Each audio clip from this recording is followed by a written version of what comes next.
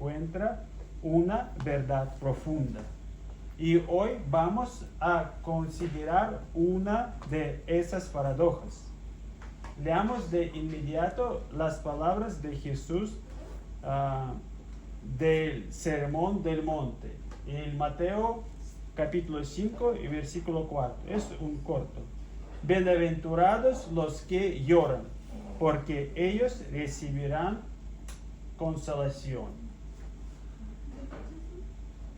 Si lo pensamos bien, estas palabras a la primera vista suenan muy inusuales. ¿Acaso alguien suena con llorar?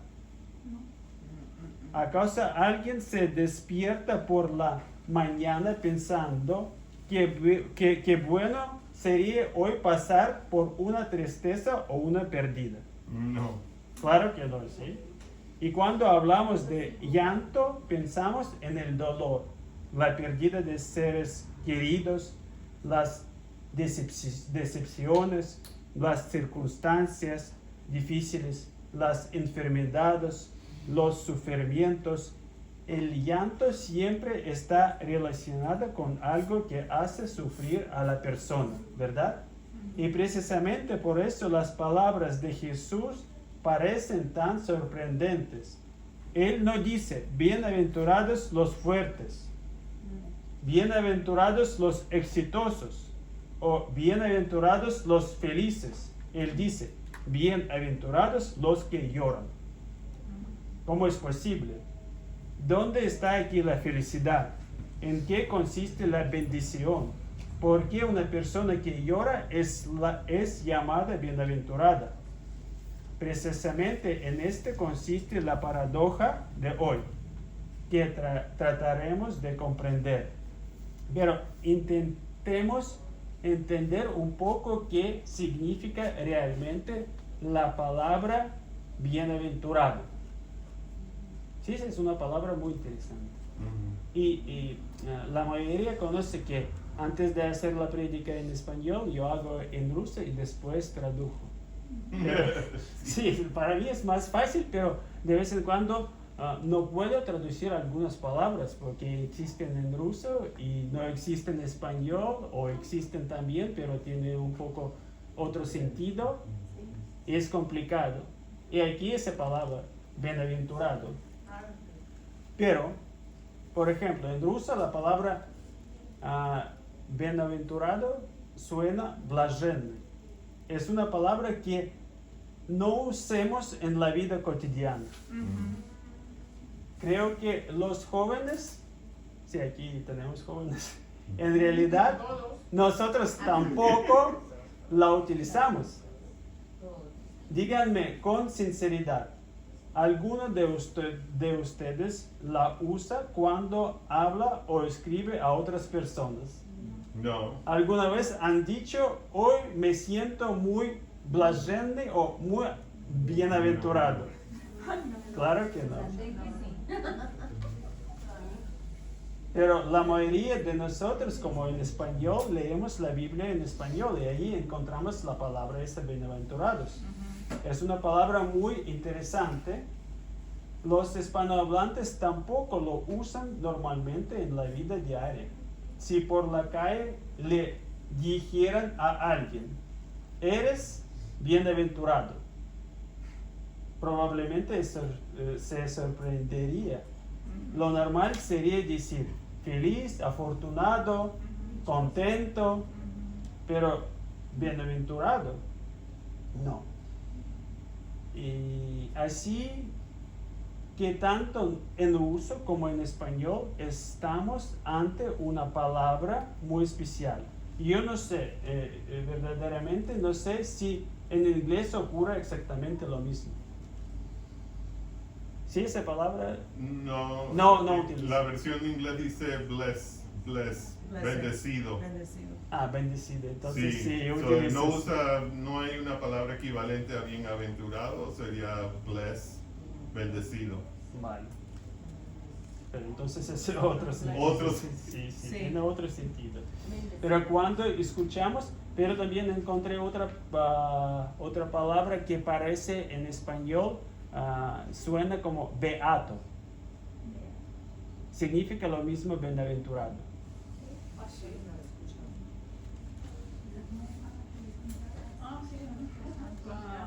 Como Pero- Beata Guadalupe, algo así. Sí, sí. Yo Pero- nunca había escuchado eso tampoco. Ujú. Pero cuando escuchamos la palabra bienaventurada, entendemos que habla de algo mucho más profundo, de una felicidad verdadera, de una vida bendecida por Dios. Pero si alguien nos pidiera definir exactamente qué significa, probablemente a muchos nos costaría hacerlo, ¿verdad? Ujú. Y por eso, antes de seguir analizando las palabras de Jesús, vale la pena preguntarnos, ¿qué quiere decir Él realmente cuando afirma, bienaventurados los que lloran? Y la palabra bienaventurado en griego suena como Makarios, no significa simplemente una persona feliz. Se refiere a una persona a la que Dios considera verdaderamente bendecida, que Dios considera verdaderamente bendecida, no alguien, solo Dios, aprobada, favorecida por Él, independientemente de cómo parezca su vida desde el punto de vista humano. Y imaginaos, yo quería poner una imagen, la siguiente situación. Lleváis mucho tiempo soñando con unas vacaciones. Ahora es la temporada de vacaciones, Ujú. ¿verdad? Ujú. Y por fin todo ha sido bien. Tienes los billetes comprados, un buen hotel reservado, el dinero preparado y el itinerario organizado. Probablemente sean las mejores vacaciones que podrías imaginar. Pero hay solo un detalle. Todavía faltan 2 meses. ¿Imaginan? Decidme, ¿cómo os sentaréis?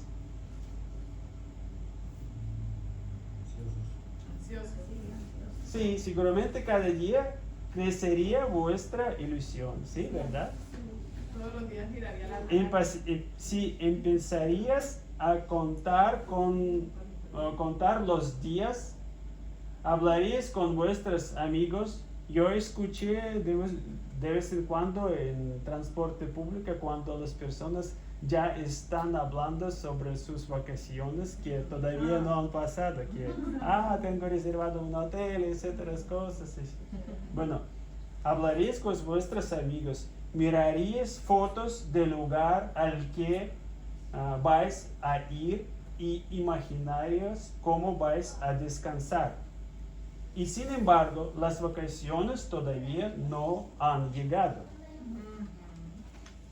Seguís trabajando, tenéis las mismas responsabilidades, los mismos problemas, el mismo horario de siempre, pero el simple hecho de saber que os espera algo maravilloso ya cambia vuestro estado de ánimo hoy. ¿Pero por qué? Porque estáis convencidos de que ese día llegará. Y es cierto que la alegría plena como experimentarías cuando estéis ahí, cuando bajéis del avión, contempléis el mar o las montañas y esperéis ese aire, pero la esperanza de esa alegría futura ya os llena de alegría en el presente. Creo que es esa precisamente la idea que Jesús quiere transmitir con la palabra bienaventurados. Es como si dijera, mirad, vuestra vida con los ojos de Dios. si habéis confiado vuestra vida a mí, si vuestra esperanza está en Cristo, entonces vuestro futuro ya está decidido. Por eso Jesús no dice que todos los que lloran sean bienaventurados. Habla de aquellos que han puesto su esperanza en Él. Sí, hoy pueden llorar, hoy pueden pasar por el dolor, por la pérdida o por la aflicción, pero Dios ya los llama bienaventurados porque Él conoce el final de su historia. Ellos serán consolados. Y es precisamente esa certeza la que transforma el presente. La plenitud de esa bienaventuranza todavía está por venir, pero ya empezamos a saborearla, ¿sí? Saborearla incluso mientras atravesamos el sufrimiento a las lágrimas. Y no nos alegramos no porque hoy no hay lágrimas. Nos alegramos porque sabemos que nuestras lágrimas tienen fecha de caducidad.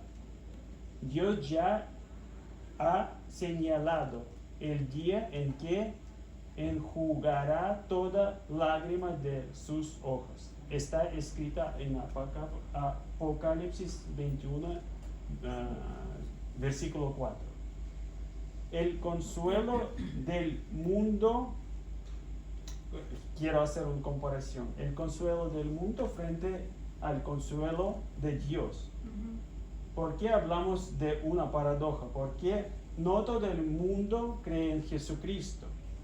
Y cuando llega el sufrimiento, ¿cómo suele afrontar la gente su dolor o su tristeza? Hay quien dice, el tiempo lo cura todo. Pero si somos sinceros, el tiempo no cura todo. Hay quien se refugia en el trabajo, otros buscan cualquier forma de distraerse, cualquier cosa que les haga olvidar por un momento lo que están viviendo. Algunos recurren al alcohol, otros a las drogas. Hay quienes buscan refugio en otras personas, ¿sí? Otros acuden al psicólogo para desahogarse y otros se encierran en los videojuegos o en cualquier entretenimiento que les ayude a apartar el dolor de su mente. Pero nada de eso proporciona un verdadero consuelo. Como mucho consigue distraer. Si realmente comprendemos el consuelo de Jesucristo, no ofrece ese conocimiento, nos convierte en bienaventurados. No porque desaparezcan inmediatamente nuestros problemas, sino porque sabemos que Cristo tiene la última palabra sobre nuestro sufrimiento. El mundo ofrece olvidar el dolor, pero Cristo ofrece ser consolados. Y no es lo mismo. Y hoy quiero detenerme en un consuelo principal que Jesús ofrece a todos aquellos que han puesto su confianza en Él. Y después hablamos de 3 razones por las que la tristeza aparece en nuestra vida. Y veremos cómo Dios nos enseña a mirar cada uno de ellos. Pero para ello vamos a abrir Evangelio de Juan capítulo 16. Juan capítulo 16. ¿Alguien puede acompañar y leer al 1, casi todo, hasta 26? Juan capítulo 16, de 1 a 26. Todo esto les he dicho para que no flaqueen su fe. Los expulsarán de las sinagogas y llegará el día en que cualquiera que los mate pensará que está prestando un servicio a Dios. Actuarán de este modo porque no nos han conocido ni al Padre ni a mí. Y les digo esto para que cuando llegue ese día se acuerden de que ya se lo había advertido. Sin embargo, no les dije esto al principio porque ya estaba con ustedes. Ahora vuelvo al que me envió, pero ninguno de ustedes me pregunta, ¿a dónde vas? Al contrario, les he dicho estas cosas, se han entristecido mucho, pero les digo la verdad, les conviene que me vaya porque si no lo hago, el Consolador no vendrá a ustedes. En cambio, si me voy, se lo enviaré. Y cuando Él venga, convencerá al mundo de su error en cuanto al pecado, a la justicia y al juicio. En cuanto al pecado, porque no creen en mí. En cuanto a la justicia, porque voy al Padre y ustedes ya no podrán verme. Y en cuanto al juicio, porque el príncipe de este mundo ya ha sido juzgado. Muchas cosas me quedan aún por decirles, que por ahora no podrían soportar.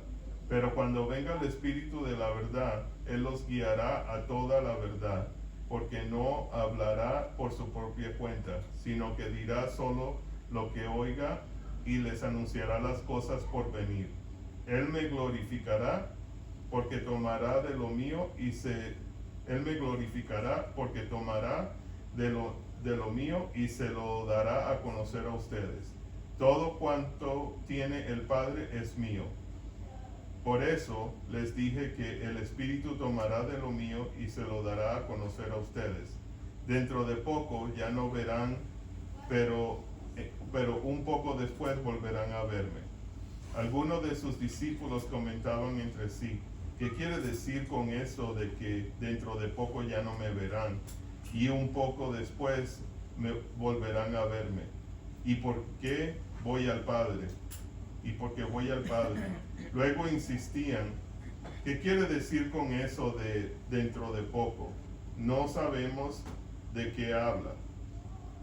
Jesús se dio cuenta de que querían hacerle preguntas acerca de esto, entonces dijo, ¿se están preguntando qué quiere decir cuando dije dentro de poco ya no me verán y un poco después volverán a verme? Les aseguro que ustedes llorarán de dolor mientras que el mundo se alegrará. Se pondrán tristes, pero su tristeza se convertirá en alegría. La mujer que está por dar a luz siente dolores porque ha llegado su momento, pero en cuanto nace la criatura, se olvida de su angustia por la alegría de haber traído al mundo un nuevo ser. Lo mismo les pasa a ustedes. Ahora están tristes, pero cuando vuelva a verlos se alegrarán y nadie les va a quitar esa alegría. En aquel día ya no me pedirán nada. Les aseguro que mi Padre les dará todo lo que piden en mi nombre. Hasta ahora no han pedido nada en mi nombre. Pidan y recibirán. 26, ¿verdad? Okay. Recibirán para que su alegría sea completa. Les he dicho todo esto por medio de comparaciones, pero viene la hora en que ya no les hablaré así, sino que les hablaré claramente acerca del Padre. En aquel día pedirán en mi nombre, y no digo que voy a rogar por ustedes, al Padre. 26. Para entender, sí, en la imagen este pasaje forma parte de una conversación muy personal, ¿verdad? Uh-huh. De Jesús con sus discípulos, Sí. la noche antes de su crucifixión. Él les dice cosas que llenan de los discípulos de confusión, ¿verdad? Les dice que pronto se irá. Después les dice que volverá. Los discípulos no entienden nada. Si se miran unos a otros y preguntan, ¿sí? ¿Qué quiere decir? ¿Por qué se va? ¿Cómo volverá? No entienden lo que sucederá en el futuro, pero hay algo que entienden muy bien. Pueden perder a Jesús. Y precisamente por eso están tan tristes. Es interesante que no todas las personas lloran después de la crucifixión de Cristo. ¿Por qué lloraban precisamente los discípulos? Porque durante esos 3 años habían visto su amor, habían escuchado sus palabras, habían visto su misericordia, habían experimentado su cuidado, habían comprendido que junto a Él la vida era completamente diferente. Y ahora la idea de separarse de Él les destroza el corazón, ¿verdad? Por eso Jesús les dice, vosotros lloréis y lamentaréis, pero inmediatamente añade una promesa extraordinaria. Pero vuestra tristeza se convertirá en gozo. Fijaos, Él no dice simplemente que la tristeza terminará, dice que se convertirá en gozo. Es decir, Dios es capaz de hacer que aquello mismo que hoy nos causa dolor, un día se convertirá en motivo de una alegría aún mayor. Y para ayudar a sus discípulos a comprenderlo, Jesús utiliza el ejemplo de una mujer que da a luz un hijo. ¿Recordáis eso, sí? El parto produce un dolor real y muy dolor fuerte.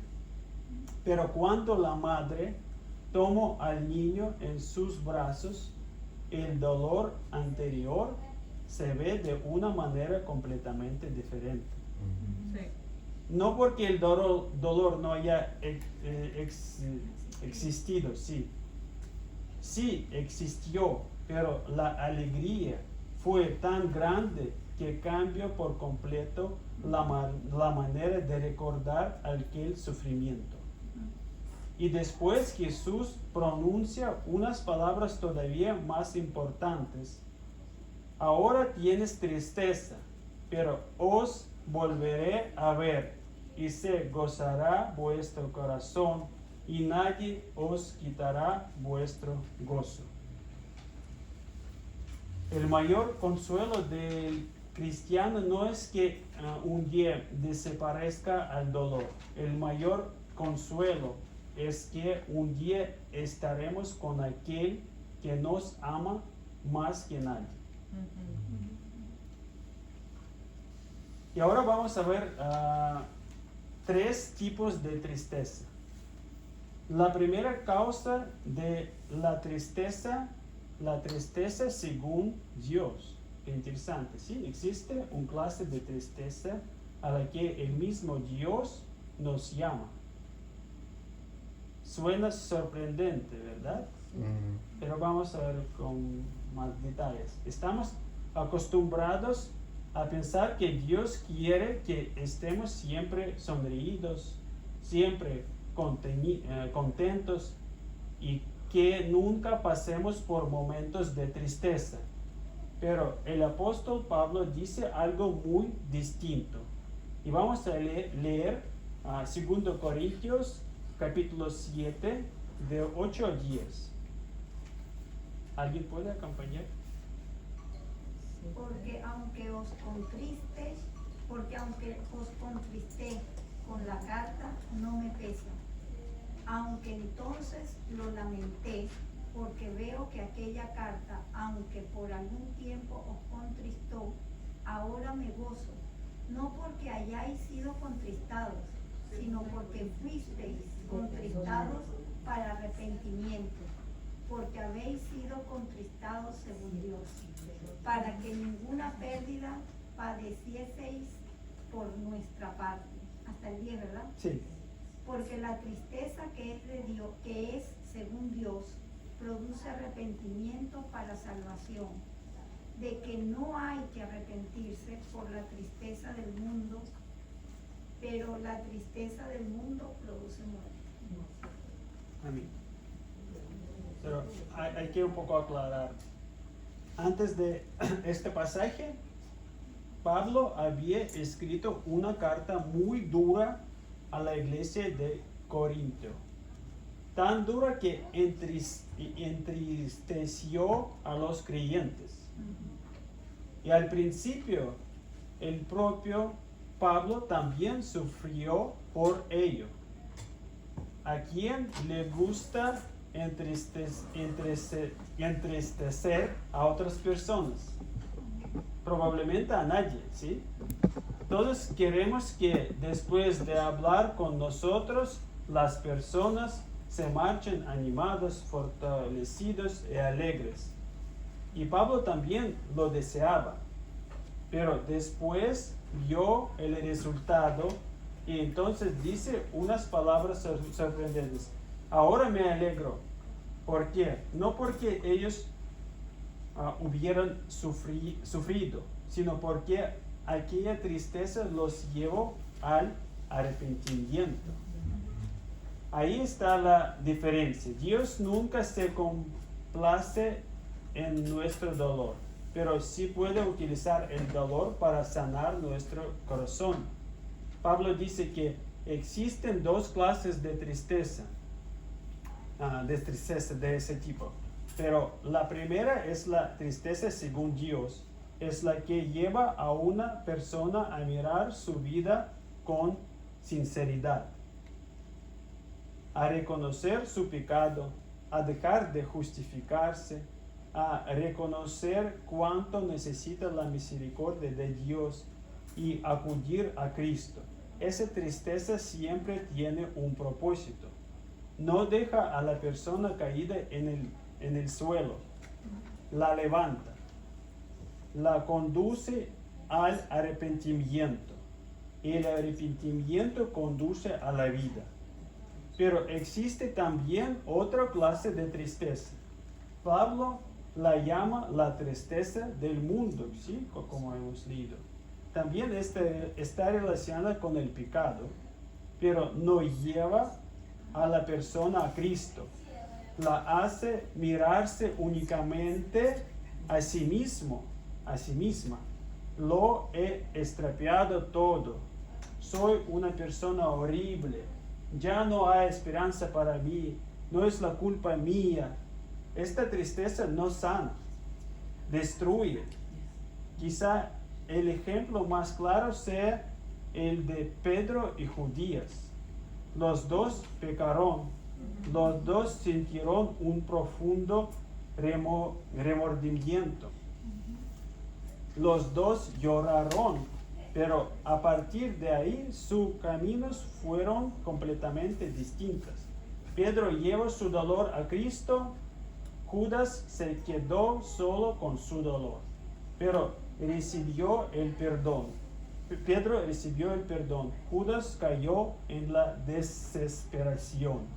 No porque Cristo amará más a uno que al otro, sino porque uno confió en la misericordia de Cristo, mientras que el otro llegó a pensar que su pecado era más grande que el amor de Dios.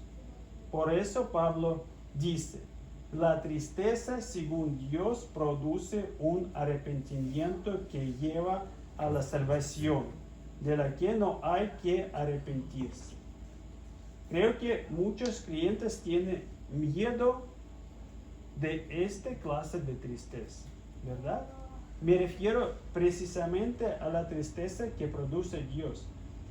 Algunos pueden pensar, si me duele mi pecado, significa que algo me mal en mí. Pero en realidad ocurre todo lo contrario. Si nuestro corazón ha dejado de entristecerse por el pecado, entonces sí hay un verdadero problema. La tristeza según de Dios es una señal de que el Espíritu Santo sigue obrando en nuestro corazón. Pero hay algo muy importante. No debemos quedarnos en esa tristeza. Su propósito es llevarnos a Cristo, porque Dios nunca nos llama simplemente a llorar por nuestros pecados. Nos llama a recibir su perdón. Dios nos quiere que vivamos permanentemente en la tristeza. A veces nos hace pasar por la tristeza para conducirnos al verdadero consuelo. Porque en ocasión el camino hacia la mayor alegría pasa primero por la tristeza.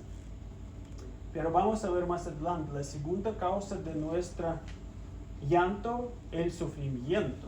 Y hay otra razón por la que las personas lloran. ¿Es posible vivir toda una vida sin dolor? Es la pregunta. No. Creo que todos entendemos que no, ¿sí? Y a veces se trata de algo pequeño, unos problemas injustos, o unas palabras injustas, una traición, un conflicto, una enfermedad, y otras veces es la pérdida de un ser querido, un diagnóstico grave o un accidente. El sufrimiento puede adoptar más formas, pero todos tienen algo en común: duelen, ¿verdad? Y cuando llegan, lloramos. Es algo natural. Precisamente por eso Jesús dice: bienaventurados los que lloran. Sin embargo, resulta interesante observar que unas personas, al pasar por el sufrimiento, se vuelvan más duras. Empiezan a culpar a los demás, a las circunstancias o incluso a Dios. Otros, en cambio, pasan por el mismo dolor, pero suelen de él siendo más humildes, ¿sí? Más maduras y más cercanos a Dios. ¿Pero por qué?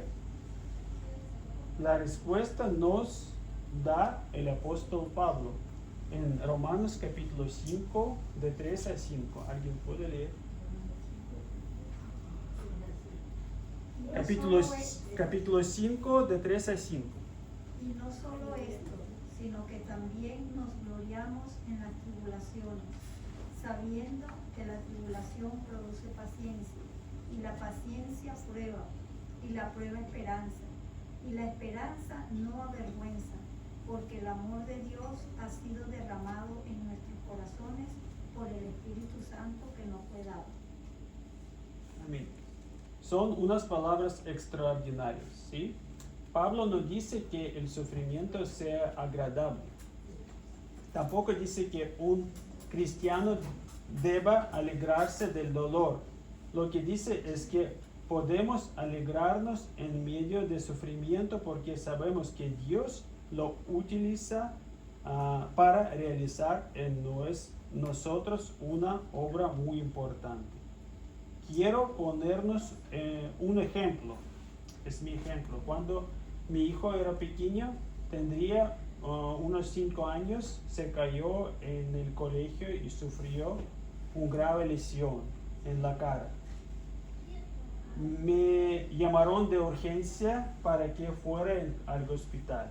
Y cuando llegué, los médicos ya le estaban cosiendo el labio, sí, que se había abierto por completo. Wow.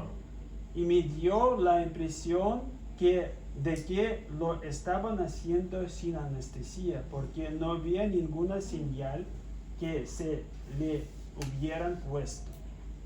Pero además, cuando entré en el hospital, ya se oían sus gritos desde la entrada. Él estaba tumbado sobre la cama, una enfermera y su profesora lo sujetaban. Yo también me acerqué para ayudar, y entonces él empezó a gritar: papá, no me sujetas, no les dejes, no me quieres. pero no recuerdo exactamente las palabras que dijo, pero fueron unas palabras que me llegaron al corazón. Fue muy duro escucharlos. Me miraba convencido de que su padre le estaba haciendo daño. Pero yo no lo sujetaba porque no lo quisiera. Right. Exacto. Todavía lo contrario, lo sujetaba precisamente porque lo quería. Yo entendía algo que él en aquel momento era incapaz de comprenderlo. Si lo soltábamos, si interrumpíamos la intervención, las consecuencias serían más peores. Pasó el tiempo, la herida cicatrizó y hoy ya entiende por qué aquel día tuvo que ocurrir así. Él entonces solo veía el dolor. Yo veía la curación, ¿sí? Y creo que muchas veces así ocurre también en nuestra relación con Dios. Vivimos situaciones que no entendemos, oramos para que Dios nos libre inmediatamente del dolor, pero a veces Él no lo hace. Y entonces pensamos, Señor, si me amas, ¿por qué permites esto? El problema es que nosotros solo vemos el día de hoy, pero Dios completa toda nuestra vida e incluso la eternidad. Por eso Pablo dice, el sufrimiento produce perseverancia. Fijaos bien, no dice que cualquier sufrimiento haga automáticamente mejor a una persona. Unos se derrumban, otros salen fortalecidos. La diferencia no está en la fuerza de carácter, la diferencia está en quién pone su confianza cada persona. ¿A quién? Cuando se sufre sin Dios es muy fácil caer en la decepción, en la desesperación. Por desgracia, hoy oímos cada vez con mucha frecuencia noticias de jóvenes que no consiguen soportar las dificultades de la vida. A veces desde fuera parece que todo iba bien, pero por dentro hacía mucho tiempo que habían perdido toda esperanza. Pero yo conozco un caso muy diferente. Una hermana de iglesia en Rusia sufrió un grave accidente y quedó con lesiones importantes.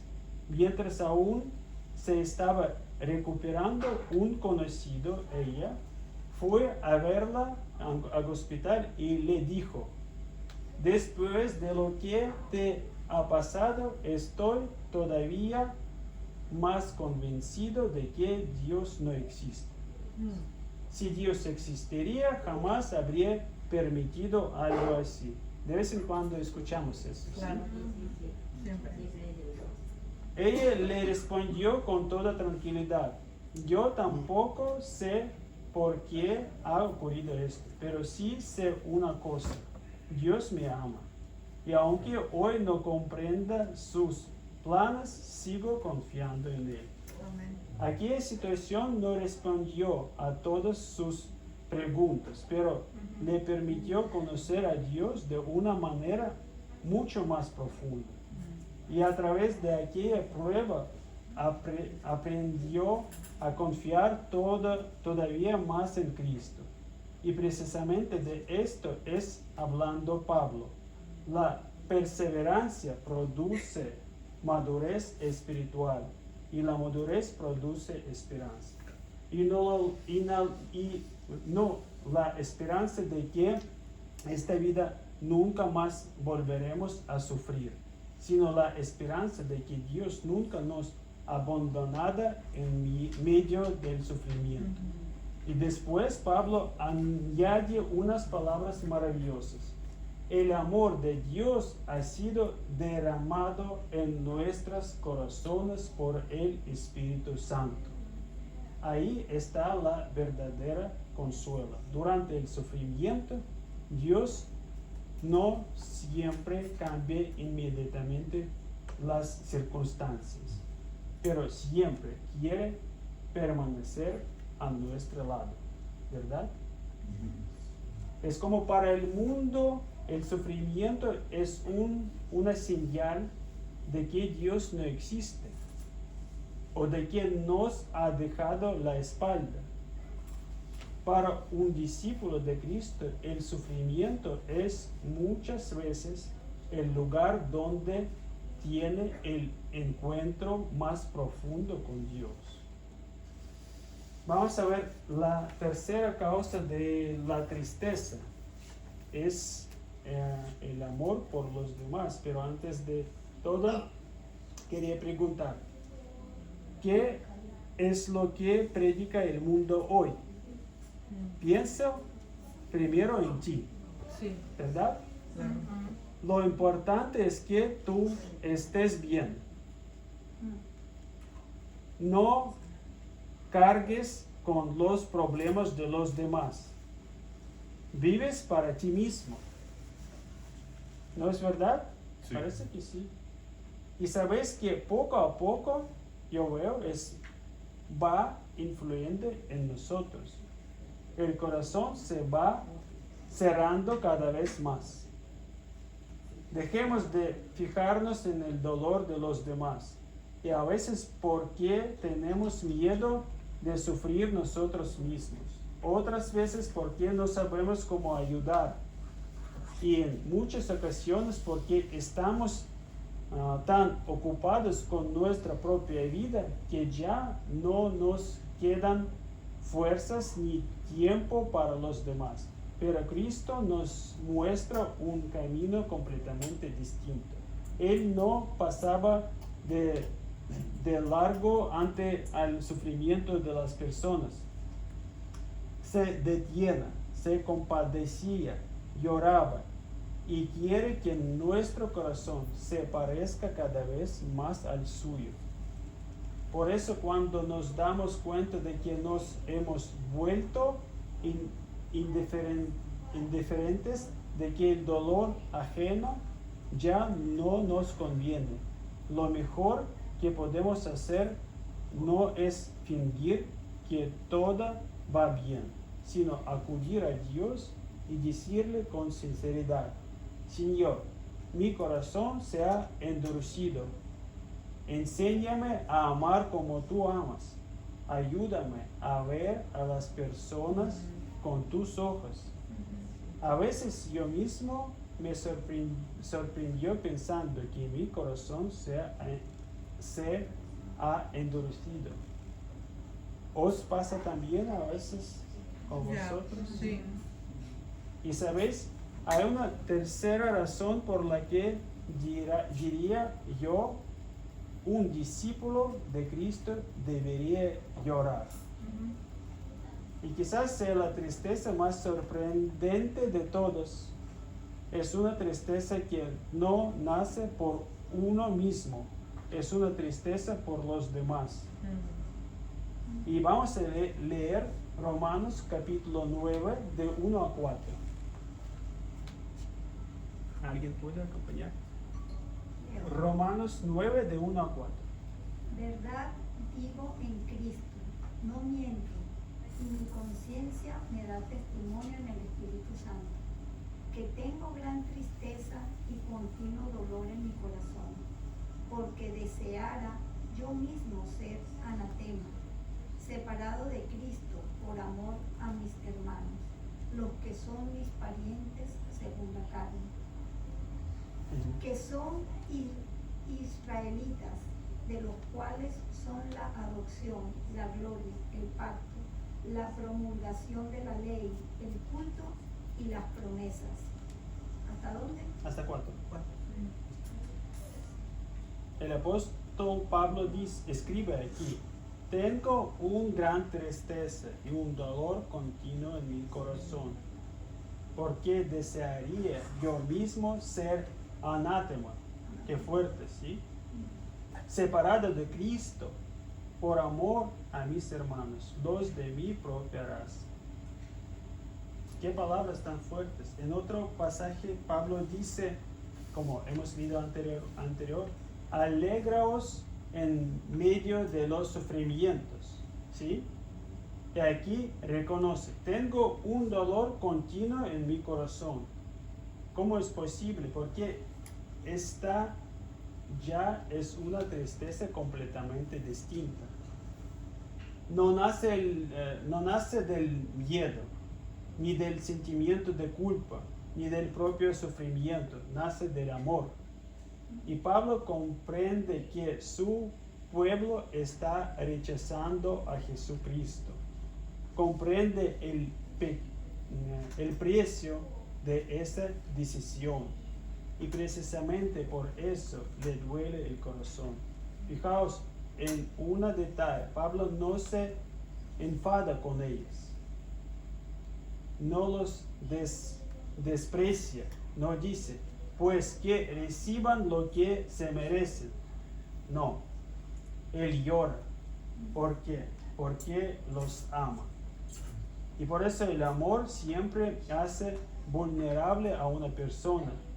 Si nadie te importa de verdad, casi nunca sufrirás por nada, nadie. Pero cuando más amas, más profundamente puedes sufrir. Por eso los padres sufren por sus hijos. Por eso los esposos se preocupan en el uno por otro. Por eso nos duelen las dificultades de nuestros amigos. El amor siempre trae consigo la capacidad de llorar. Y cuando más se parece una persona a Cristo, más aparece en su corazón esta clase de tristeza. Empieza a preocuparse no solo por sí mismo, empieza a sufrir por quienes todavía están lejos de Dios. Por eso Pablo, a pesar de todos los peligros, decide ir a Jerusalén. Sabe perfectamente que ahí le espera la cárcel, los golpes y el juicio. Le habían advertido, intentaron convencerle para que no fuera, pero aún así fue. ¿Por qué? Porque su amor por las personas era más fuerte que el miedo a sufrir. Eso es lo que hace el amor de Dios en una persona. Cambia el centro de su vida. Dejamos de vivir únicamente pendientes de nuestros propios problemas y empezamos a llorar por aquello, por lo que llora Dios. ¿Y sabéis qué es lo más importante? Que esa misma tristeza la experimentó Jesús.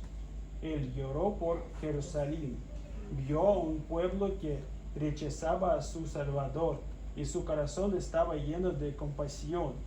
Así que cuando sufrimos por las personas que todavía no conocen a Cristo, cuando oramos por nuestros familiares, nuestros amigos, nuestros vecinos, nuestros compañeros de trabajo, nos parecemos un poco más al propio Jesús. Esa también es una de las razones por las que Él dice, bienaventurados los que lloran. Porque existen lágrimas que no nacen de la desesperación, sino del amor. Y esas lágrimas son especialmente preciosas para Dios. Y hoy ni siquiera hace falta buscar un ejemplo muy lejos. Todos hemos oído hablar del devastador terremoto que sucedió en Caracas, Venezuela.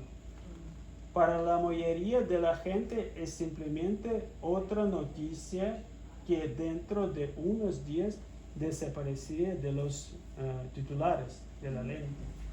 Pero cuando comprendemos que ahí hay hermanos nuestros en Cristo, cuando sabemos que muchos han perdido sus hogares, su forma de vida y que algunos incluso han perdido a seres queridos, esas noticias dejan de ser simplemente una noticia. Se convierte en nuestro propio dolor, ¿verdad?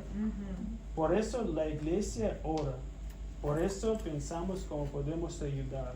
No porque alguien nos obligue, sino porque el amor no puede permanecer indiferente. Y para terminar, me gustaría resumir lo que hemos visto hoy. Hemos hablado de 3 clases de tristeza. Y parece que es impresionante ver cómo tiene 3 tipos, ¿sí? Pero primero, la tristeza por nuestro propio pecado. Segunda, la tristeza por nuestro sufrimiento. Y tercera, la tristeza por el dolor de los demás. Y para concluir, me gustaría que fijamos nuestra mirada en Jesús, nuestro ejemplo y nuestro mayor consuelo.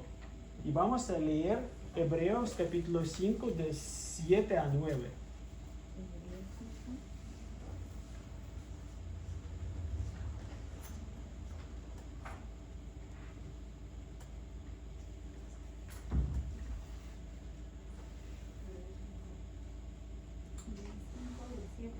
Sí, 7 a 9.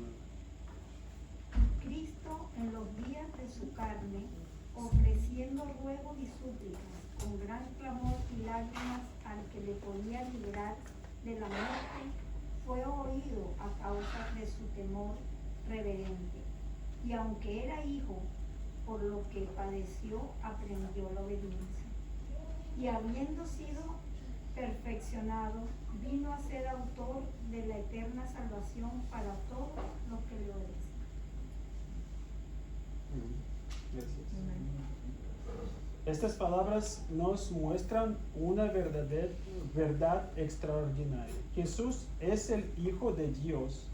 Fue la persona más plenamente gozosa que ha vivido jamás sobre la tierra. Pero eso no significó que su vida estuviera libre de dolor. Él lloró, sufrió, conoció la angustia, sabía lo que era ser rechazado, sabía lo que era sufrir una injusticia, sabía lo que era experimentar una profunda tristeza. En el huerto de Getsemaní no oró simplemente con palabras, oró con gran clamor y lágrimas. ¿Por qué? Porque el amor hace que el corazón sea sensible. Lloró por las personas que rechazaban a Dios, lloró sobre Jerusalén. Sufrió al completo las consecuencias del pecado. Y atravesó el sufrimiento confiando plenamente en el Padre. Y fue precisamente a través de ese sufrimiento como llegó a ser la fuente de la salvación eterna para todos los que ponen su confianza en Él.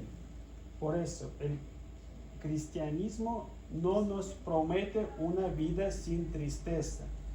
La Biblia nos dice, venid a Cristo y nunca más volveréis a sufrir. No, Jesús dice algo muy distinto. En Juan capítulo 16, en el versículo 33, dice, en el mundo tendréis aflicción, pero ánimo, yo he vencido al mundo. Por eso podemos ser bienaventurados incluso cuando lloramos. No porque el dolor sea bueno en sí mismo, sino porque sabemos que Cristo está con nosotros en medio del dolor, que Él da sentido a nuestras lágrimas y que en un día las enjugará para siempre.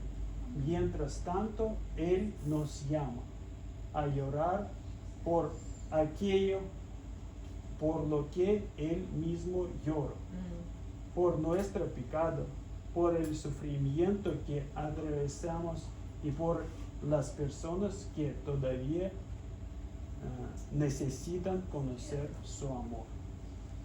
Eso es todo y vamos a orar al final. Gracias a Dios por ese tiempo cuando podemos estar juntos. Y Señor, enséñanos a no huir de la tristeza, sino a llevarla delante de ti. Danos un corazón que sepa llorar por el pecado, confiar en ti en medio del sufrimiento y amar a las personas como tú las amas. Que nuestra esperanza esté siempre puesta en Cristo, hasta el día en que estemos para siempre contigo. Amén. Ahora vamos a hacer Santa Cena. Bueno, buenos días. Me toca la Santa Cena, ¿verdad? En la Santa Cena vamos a tocar la escritura de Mateo 23-27, que la leeré cuando llegue a ella. Y leí una historia que me gustó y quiero compartirla. Empieza así, dice: hay una historia de un anciano que restaura relojes antiguos. Un día, un joven llegó con un reloj de bolsillo que brillaba como nuevo al local del anciano y le dijo: quiero que lo revise, por favor. El anciano lo tomó entre sus manos, lo observó por unos segundos y respondió: por fuera está impecable. Entonces le abrió la tapa trasera. Después de examinar el mecanismo, levantó la mirada y le dijo: pero por dentro está completamente oxidado. Está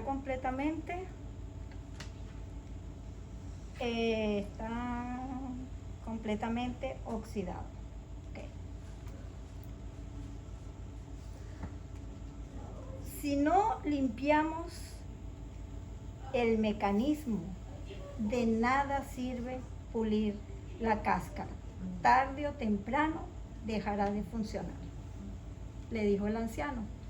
Pero antes de entregarle el reloj, le dijo una frase que el joven jamás olvidó: hay cosas que dejan de verse cuando se cierra la tapa, pero nunca dejan de existir.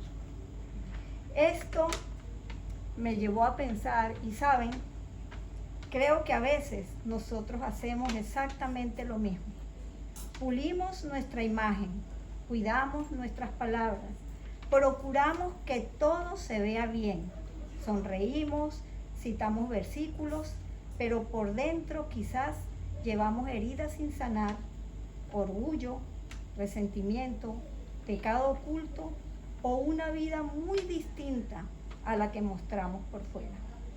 Y eso me explica algo que siempre me ha llamado la atención de nuestro Señor Jesús, y es que Él nunca humilló al ladrón que murió esa noche con Él,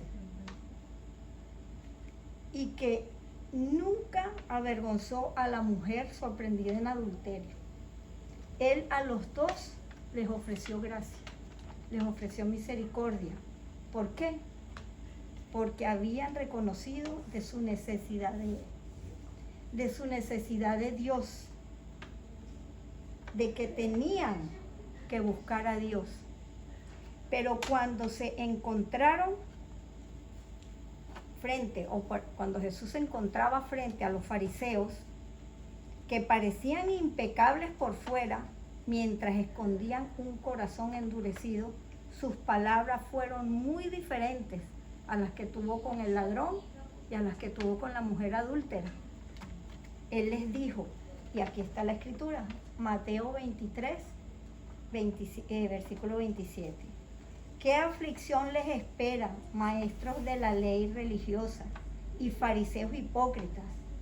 Pues como tumbas blanquecidas, hermosas por fuera, pero llenas de huesos de muertos y de toda clase de impureza por dentro.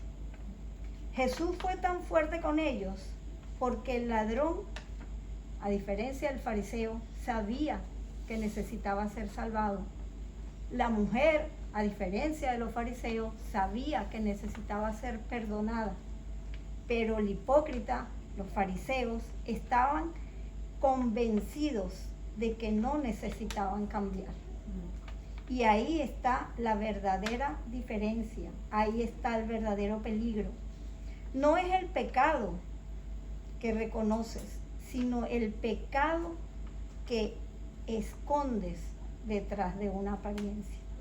No es la caída la que nos aleja de Dios, es creer que ya no necesita su gracia.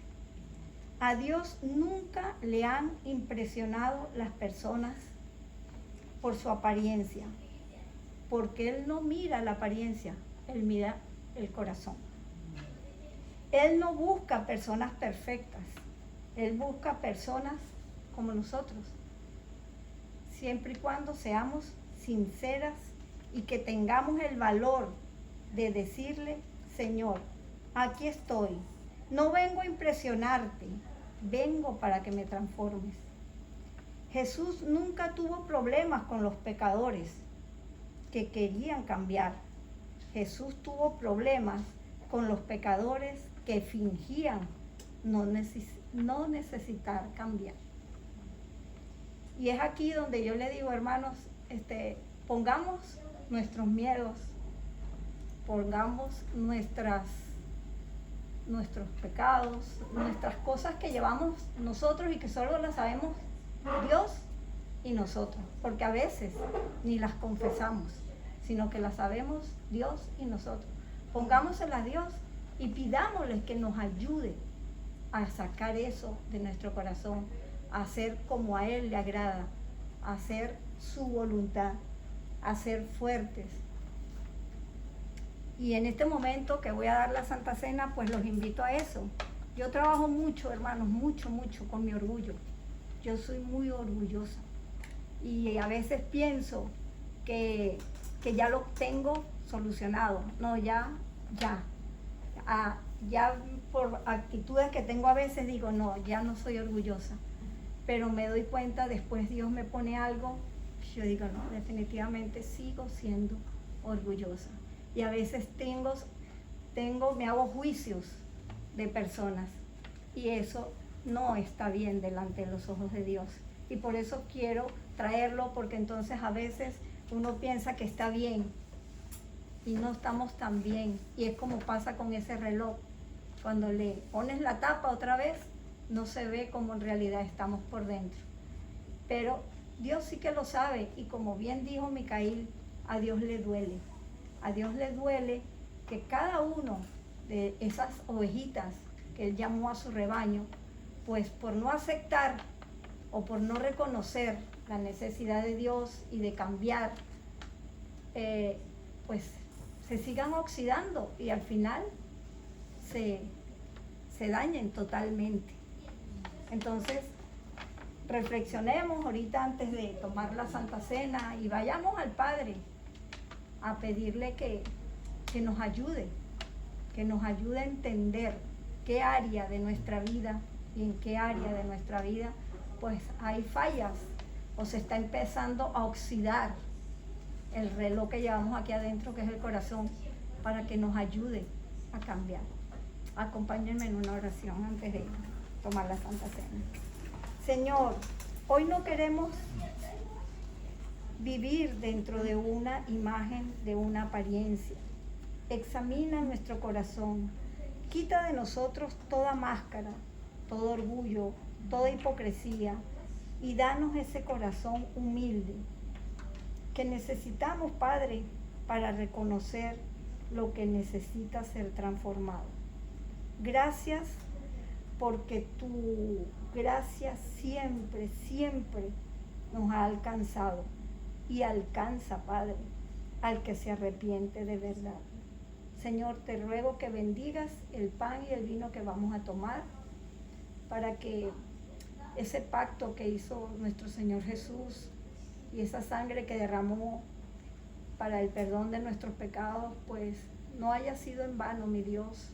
Ayúdanos a ser transformados, Padre, y a ser cada vez mejores para ti, para tu honra y para tu gloria. En el nombre de mi Señor Jesús te lo oro y te lo pido. Amén.